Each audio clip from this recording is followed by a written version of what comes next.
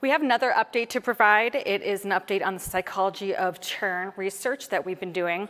So to give that update, I'd like to bring up Stephanie Vatalaro, RBFF Senior Vice President of Marketing and Communications, where she leads the consumer and stakeholder outreach strategy for RBFF.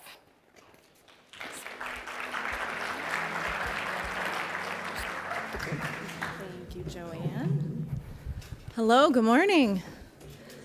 It's great to see everyone. Always amazing to me how much this event grows and improves over the years. How about a quick round of applause for the RBFF staff for this amazing program so far?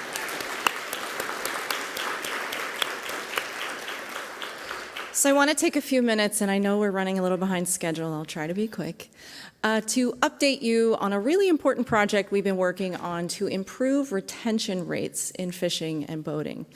Can I get a quick show of hands of those who are new here this year? Oh, wow, quite a bit. Okay, good. So I'm glad that I built in a little bit of time at the beginning to kind of recap this opportunity and show you what we're facing. So first, I'm going to talk about the retention opportunity itself. I'm going to tell you what we've learned so far, and then talk about kind of what's next in the process and how you as state agencies can get involved and help us with this.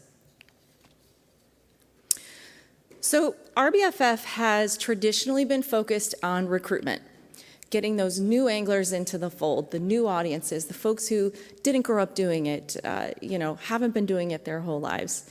But over the last several years, we've seen a really disturbing trend in our retention numbers. People are dropping out at a higher and higher rate each year. Let's take a quick look at that data.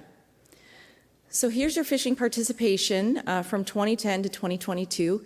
Certainly you see some ups and downs going on here, particularly around the COVID years. But I think, overall you see that nice kind of slow increase going along. The problem is we're not keeping all of those newcomers, and we're not even keeping all of those who were already fishing. This is what we call churn, and this is our leaky bucket. Last year, we actually did have a net positive. You can see we brought in, those numbers down there are a little too small.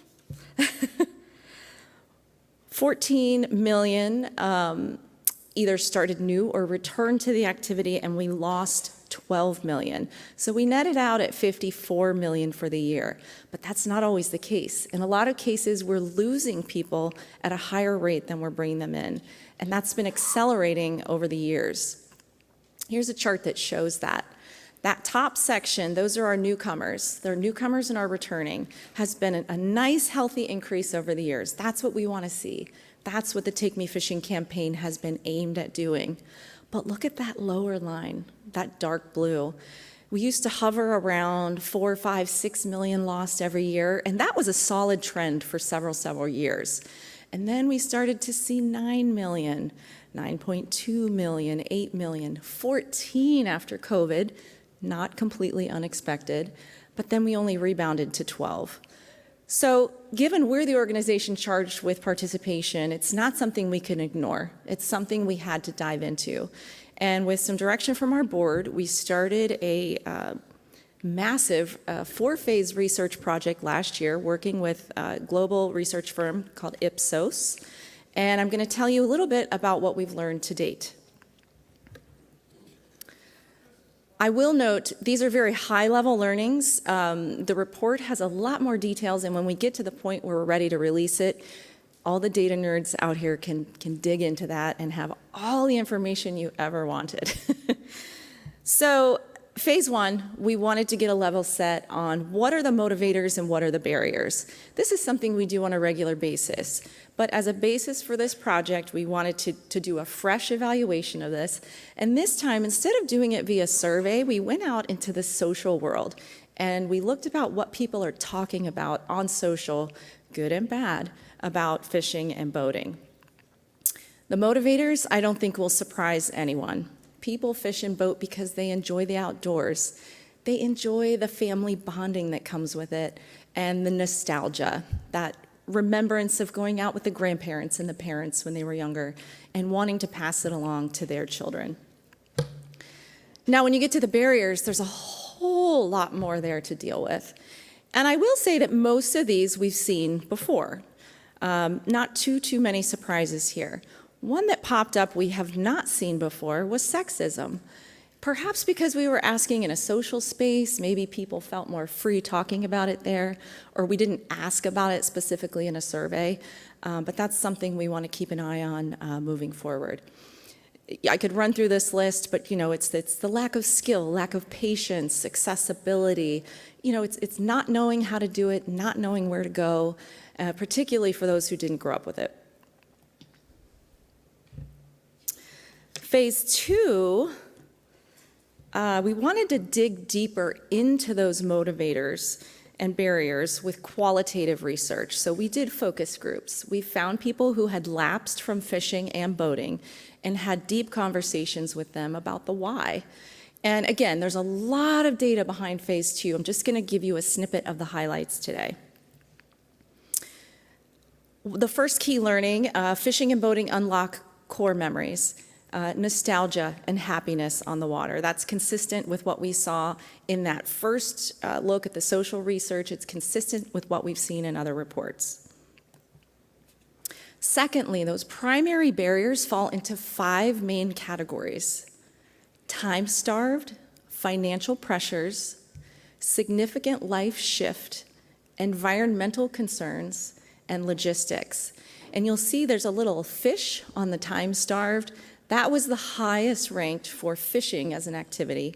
And there's an anchor on logistics, that being the highest ranked for boating as an activity.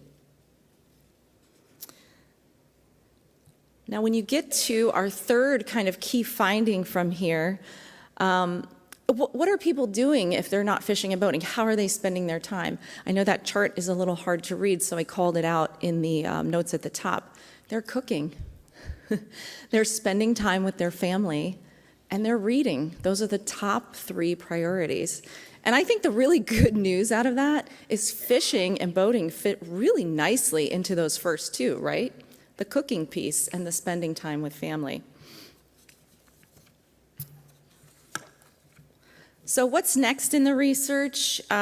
We are going to take that qualitative data from phase 2 and vet it with a larger audience. We want to kind of vet out how big are these barriers, which are the most important ones that we need to focus on. So phase 3 is going to be a quantitative survey that will enable us to strategize against those most viable areas to drive retention, to support retention. We're going to size the headwinds. These are the barriers that make it difficult to go out. We're going to develop personas based on the most impactful barriers, and we're going to profile who those people are. And then we're going to identify those tailwinds. What are those things that are going to get them to stick with it or to come back?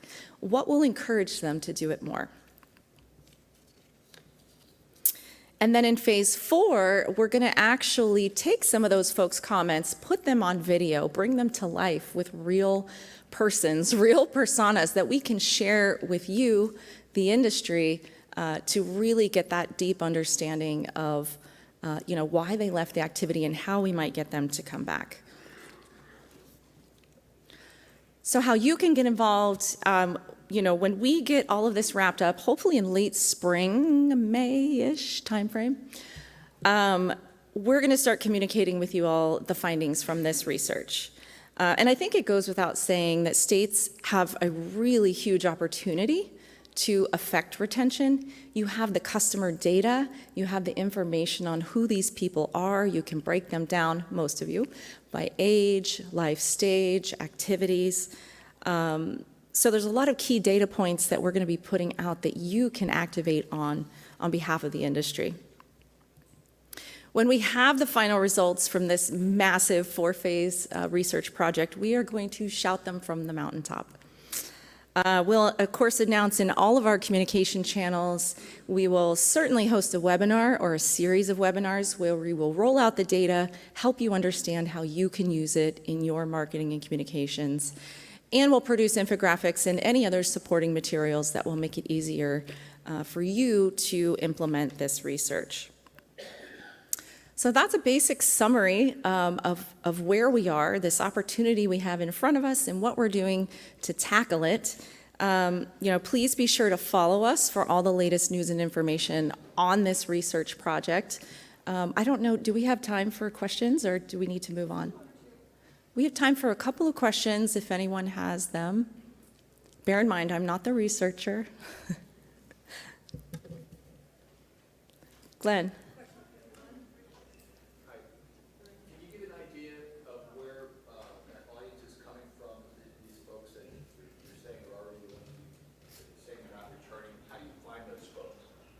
So the research firm that we're working with, Ipsos, Thank you.